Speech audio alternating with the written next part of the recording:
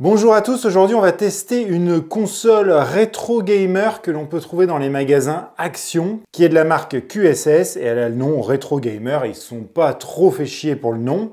Donc l'avantage de cette console, c'est qu'elle a 240 jeux à l'intérieur. Alors spoiler, il y en a qui sont pas trop mal et puis il y a vraiment des nazes, mais on va y revenir tout à l'heure. Et donc ce qu'on nous dit sur l'emballage, c'est qu'elle a des graphiques 8 bits, qu'elle a un écran haute résolution de 2,8 pouces, qu'elle a des mélodies classiques et puis qu'elle a 240 jeux préinstallés. Et à l'intérieur de la boîte, eh bien on retrouve notre console, alors qui existe en 3 coloris, moi j'ai la verte, mais je crois qu'il y a la bleue, et puis peut-être la noire aussi, puis la blanche, enfin bon, il y a 3 ou 4 coloris. Et puis une petite notice qui a l'avantage d'avoir une page en français, mais vous n'allez pas apprendre grand chose dessus. Si on fait le tour de la console, eh bien, comme je vous ai dit, on a l'écran, alors soi-disant haute résolution, une croix directionnelle. Alors je peux vous dire que le ressenti des touches n'est vraiment pas exceptionnel et que ça fait très plastique. De toute façon, la console en elle-même fait plastique. Elle fait que 90 grammes pour une dimension de 12,5 sur 8 cm sur 2,3 cm d'épaisseur. Mais bon, les boutons, franchement, déjà font énormément de bruit et la croix directionnelle, elle est dure, je trouve. Et puis après, on a deux boutons ici, Select et Start. En dessous ici, on a un petit haut-parleur et puis on a la marque QSS, donc vraiment, ils sont fortement inspirés de la Game Boy, bien évidemment. De ce côté-là, on va retrouver un bouton d'allumage et d'extinction, il suffit de le faire glisser. Et puis ici, la molette de réglage du volume de la musique. Et puis après, de ce côté, on n'a rien, de ce côté, on n'a rien. Et de ce côté, on a un petit emplacement pour y mettre une dragonne, mais qui n'est pas fourni. Et derrière ici, eh bien, on va retrouver le compartiment à piles. Et oui, puisqu'elle fonctionne avec des piles, 4 piles AAA. Et alors, je vous le dis tout de suite parce que je vais peut-être oublier, mais alors par contre, l'autonomie des piles est ridicule. Mon fils, on a mis 4 piles neuves et je sais pas, en 3 heures, il n'y avait plus rien. Donc ça, c'est quand même quelque chose à savoir. Et en plus, ce qui est pénible, c'est qu'il n'y a aucun voyant pour nous dire combien il reste de batterie. Donc ça marche, et puis d'un moment, poup, ça coupe. Et puis après, on peut la rallumer, et puis poup, ça recoupe. Bon voilà, ça c'est pas terrible. Bon, globalement, la console n'est pas terrible. Quoi qu'il y a 2-3 petits jeux qui sont quand même assez sympas.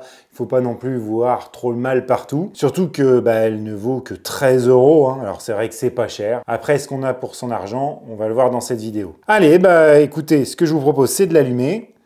Alors contrairement à beaucoup de consoles de rétro gaming qu'on achète en Chine, là où il y a 1000 jeux, et tous les jeux sont mis les uns à la suite des autres, là on a quand même la chance d'avoir 6 catégories différentes. Jeux d'action, jeux de combat, jeux de sport, jeux de tir, jeux de course, et puis après, puzzle game. Donc là, ça va être plutôt des jeux de réflexion, de stratégie, des jeux de plateau, quoi. Et si on va dans une catégorie, eh bien là, par contre, ils sont rangés. Alors, ils sont pas rangés par ordre alphabétique, c'est avec des numéros devant, ce qui est relativement pénible pour retrouver ces jeux. Et ce qu'on peut voir, eh bien, c'est que par contre, on n'a pas un bon angle de vision sur l'écran. Vous voyez, dès que je viens à le tourner, hop, on voit plus du tout ce qu'il y a sur l'écran. Donc si vous voulez jouer et que quelqu'un à côté vous regarde, c'est pas trop possible. Et donc ce que je vous propose dans les jeux d'aventure, c'est de prendre le premier jeu ici, qui s'appelle Curly Monkey 2. Je vais vous faire écouter le son. Bon, le son est quand même assez entêtant, c'est tout le temps la même chose. Bon, après, on a l'habitude avec ce genre de console-là, mais c'est vraiment pas grave, vous allez tout le temps éteindre le son, c'est clair. Et voilà, ce jeu, à quoi il ressemble, et très honnêtement, je sais pas ce que vous en pensez, mais on nous parle de console 8 bits. Au niveau des graphismes, c'est un peu plus évolué que du 8 bits, je trouve. Bon, c'est pas grave, on va jouer. Alors, regardez bien comment les boutons ne sont pas réactifs. J'appuie dessus. Il y a presque une demi-seconde avant que mon bonhomme bouge. Et donc ça va être un vrai problème. On a des boutons pas du tout réactifs. Ce qui fait que les jeux sont assez compliqués. Regardez, là j'appuie, hop, ça met vraiment beaucoup de temps. Voilà, c'est un petit jeu de plateforme classique. Mais néanmoins, pas trop mal. Et oui, parce que si vous cherchez des licences connues, à part une ou deux qui sont des copies de ce qu'on avait sur la NES, on a vraiment que des trucs pas connus, quoi. Après, un petit appui sur le bouton Reset, on revient sur le menu précédent, et encore Reset, on revient sur le menu principal. Et on va en prendre un autre, par exemple, allez, Primitive Man. Voilà, global, oh là là. Oh non, mais là, la réactivité des boutons, là, c'est horrible.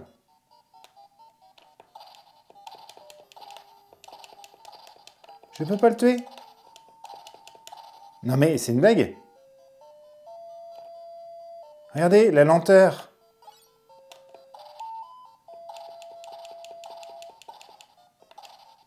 Je peux pas le tuer. Et quand je passe dessus, il me bouffe. Ah non mais c'est injouable. Non, bon voilà. Là par exemple, le type de jeu qui flingue tout parce que vraiment c'est complètement nul et c'est complètement injouable. Allez, on va lui donner sa chance. On va essayer quand même un autre. Ah!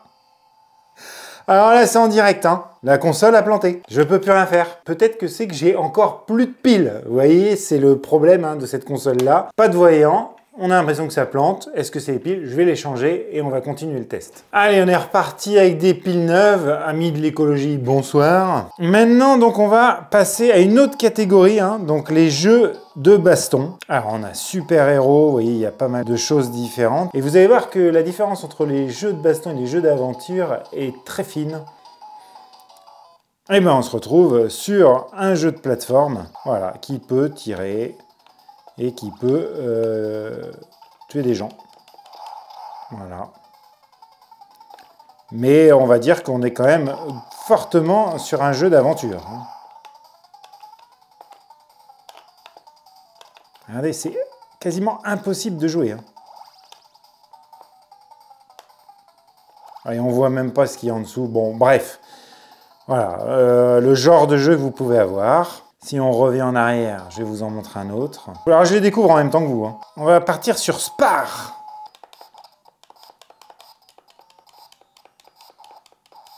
En fait, attendez, que je fasse n'importe quoi, ça fait le même coup. Regardez.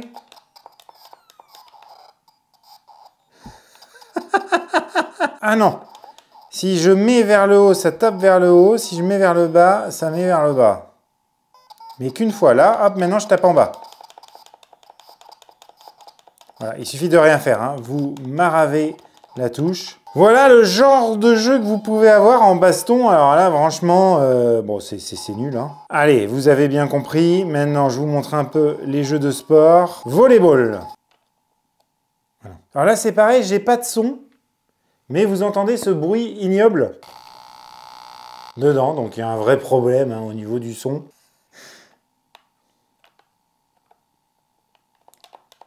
Alors il y a un effort, hein, mais comme on ne voit pas la balle arriver, on ne sait pas où on est. Là, je ne sais pas où elle va atterrir, moi. Oula. Mais comment voulez-vous réussir? Bon, voilà le genre de jeu de sport. On va en prendre un autre. Ah, le foot. Voilà. Je suis qui, moi? Par contre, ce qui est agréable, c'est que c'est une vraie croix directionnelle. Hein. Vous voyez? C'est pas 4 boutons. On peut appuyer sur 2 en même temps.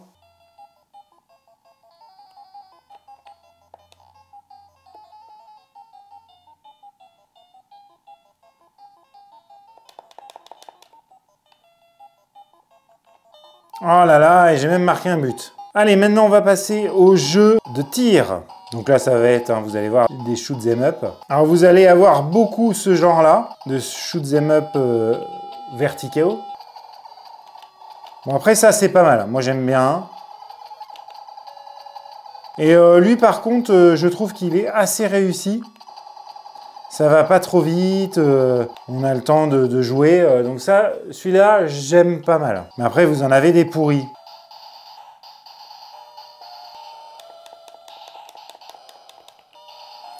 Et voilà, et du coup, ça va vite. Et comme les touches ne sont vraiment pas réactives, eh bien, ça devient tout de suite super compliqué à se dégoûter du jeu qui... En soi, est pas si mal, hein. Mais du coup, bah, ça bloque vraiment l'expérience. Hein. Ah, le temps que je me retourne. Voilà, c'est un peu le gros problème hein, de cette manette, c'est vraiment les boutons. Et puis bon, les jeux. Après, les jeux de voiture. On va prendre Highway Rider. Alors là, en moto, là, je peux vous dire que ça a donné. Donc moi, je dois être celui qui est en haut. Et je suis contre celui qui est en bas. Voilà. On n'a pas le temps de les voir arriver. Ah, non mais c'est strictement impossible de jouer plus vite en fait parce que on voit pas arriver les trucs. Hein. Le temps qu'on appuie, déjà que les boutons sont pas réactifs, bon bah, c'est impossible. Allez, vous avez compris grosso modo quel jeu de course vous pouvez avoir dessus. Tiens, on va essayer quand même un jeu de Formule 1.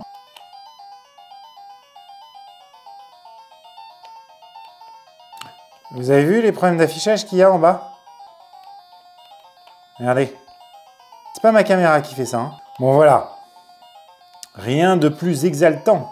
Maintenant, on va passer sur les jeux de puzzle, donc les jeux de réflexion. Donc là, c'est bien, il y a Reversi, ça c'est plutôt pas mal. Allez, Pizza Boy, c'est parti.